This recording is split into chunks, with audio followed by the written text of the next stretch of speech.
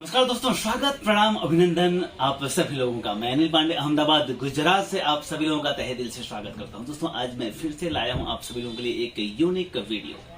आज के वीडियो में मैं सिखाऊंगा कि एमआई का मदरबोर्ड अगर डेड कंडीशन में है तो किस तरह से हम उसे ओके करते हैं। हालांकि मदरबोर्ड रिपेयरिंग करना बहुत मुश्किल नहीं है, कुछ चीजों को फॉलो करना पड़ता है तो बड़े आसानी से आप कोई भी मदरबोर्ड ठीक कर सकते हो। तो आइए मैं दिखाने का प्रयास करूंगा। हमारे पास एक एमआई का सेट है और ये एमआई के सेट को आप मदरबोर्ड को आप देख पा रहे हैं।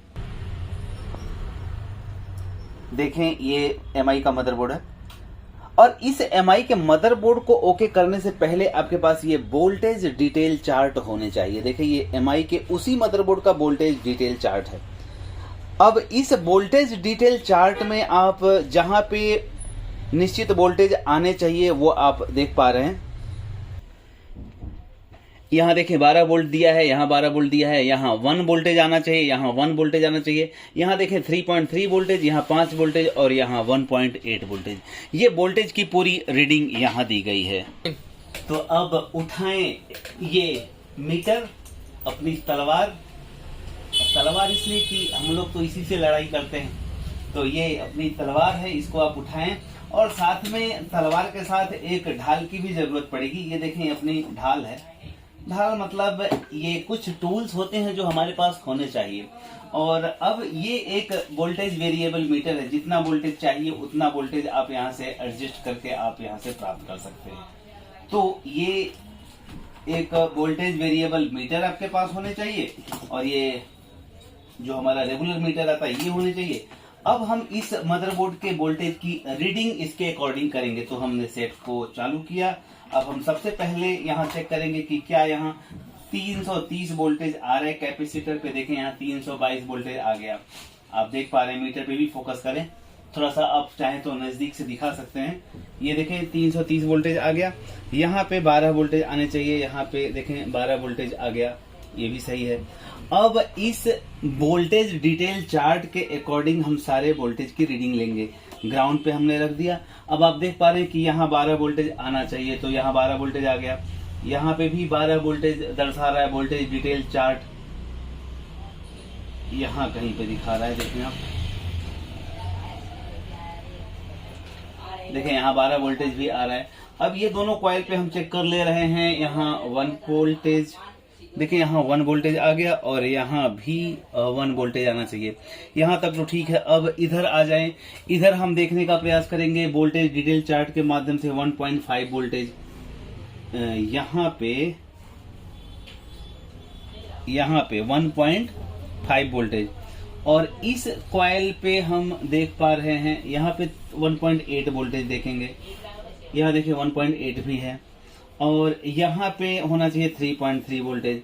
देखिए यहाँ 2.9 वोल्टेज है। आप देख पा रहे हैं, यहाँ थोड़ा सा जूम करके देखें आप, यहाँ आप देख पा रहे हैं 2.9 वोल्टेज है, जबकि यहाँ 3.3 होना चाहिए और यहाँ पे होने चाहिए 5 वोल्टेज। इस कॉइल पे 5 वोल्टेज, जूम करके देखें। इस कॉइल पे यहाँ आप देख पा रहे हैं मीटर में कि यहाँ मैंने मीटर का प्रोड लगाया है और आप देख पा रहे हैं वहाँ 3 वोल्टेज आ रहा है। जबकि आप यहाँ देखें,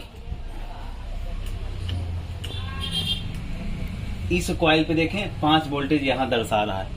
अब यहाँ 5 वोल्टेज के जगह पे अगर 2.9 वोल्टेज आ रहा है तो जाहिर सी बात है इसी की वजह से ये वोल्टेज ऑन नहीं होगा। तो क्या पहले हमको चेक करना होगा कि क्या यहाँ 5 वोल्टेज देने पे हमारा ये इंडिकेटर ऑन हो जाता है। तो हम देखेंगे। अब जरूरत पड़ेगी इस हमारे वोल्टेज वेरिएबल मीटर की।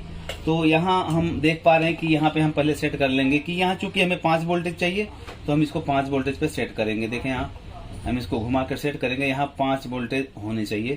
तो देखिए अब लगभग हमने सेट कर लिया है 5 वोल्टेज।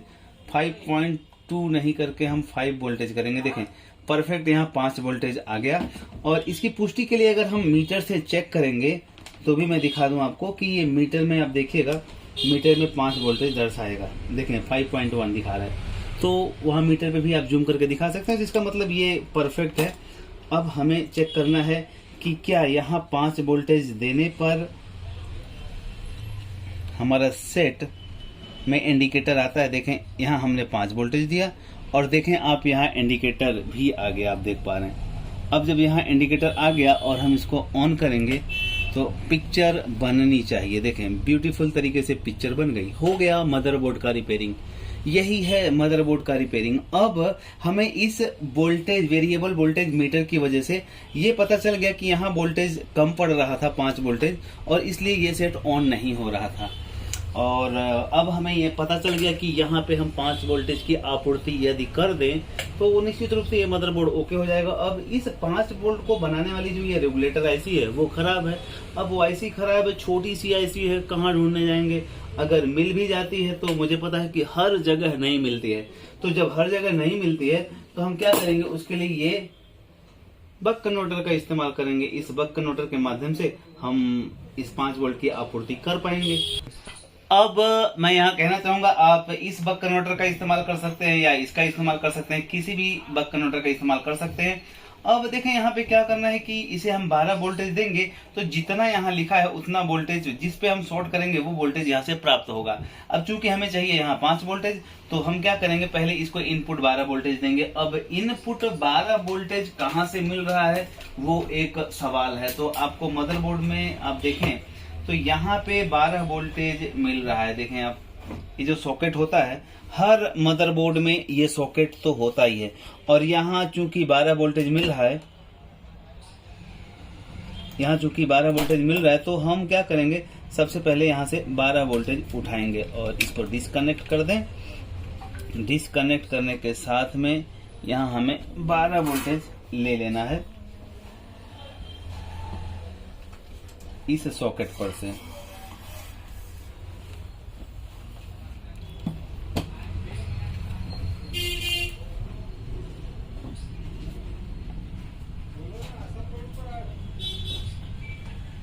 अब देखें यहाँ पे मैंने 12 वोल्टेज ये लगा दिया। अब देख पा रहे हैं यहाँ पे लिखा भी रहता है 12 वोल्टेज। 12 वोल्टेज के सॉकेट पे हमने इसको लगा दिया।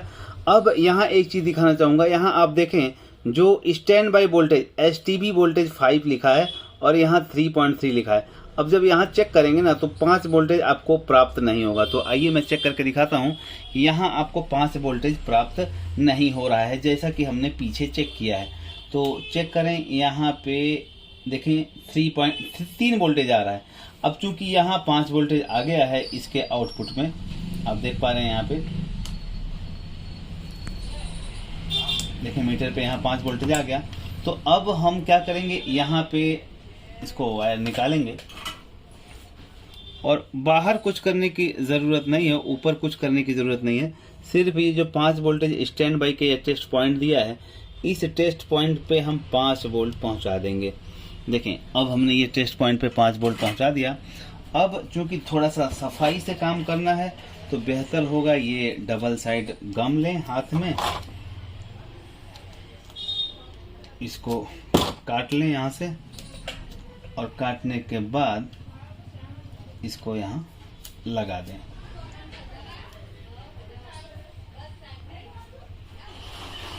ये डबल साइड गम बहुत ही काम का है, हर जगह इसका इस्तेमाल हो जाता है। अब इसको आप कहीं पे भी चिपका दें, बहुत पतला सा है और आराम से चिपक जाएगा। देखें अब यहाँ आपने लगा दिया।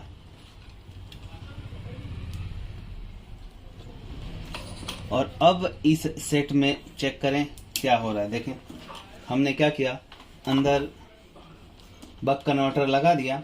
अब यहाँ देखें कॉइल पे 5 वोल्टेज आ गया क्या, देखें यहाँ 5 वोल्टेज प्रॉपर आ रहा है 4.99, और यहाँ इंडिकेटर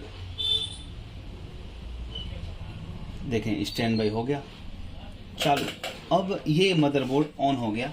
यहाँ 5 वोल्ट की आपूर्ति कम थी। अब ये तब हो पाया है जब ये वोल्टेज डिटेल चार्ट अपने पास था। दोस्तों लगता है कि मदरबोर्ड रिपेयरिंग करना बहुत मुश्किल है, और मैं आपसे कह रहा हूँ, आप सभी लोगों ने तो CRT टीवी को बनाया है। CRT टीवी से ये जटिल काम बिल्कुल नहीं है, थोड़े से साहस की ज़रूरत है। अगर थोड़ा सा प्रयास करेंगे तो निश्चित रूप से ये MI का क्या हर तरह के मदरबोर्ड को आप ठीक कर पाएंगे। आपने देखा कि पहले यहाँ पे 5 वोल्टेज नहीं आ रहा था इस मदरबोर्ड में, तो इसलिए ये स्टैंड बाई से रिलीज नहीं हो रहा था। और जब हमें पता चला कि यहाँ 5 वोल्टेज नहीं आ रहा है तो हमने इस बक कन्वर्टर का इस्तेमाल किया, यहाँ 5 वोल्टेज दे दिया। Stand by voltage proper 5 voltage नहीं आ रहा था क्योंकि उसकी आईसी खराब थी।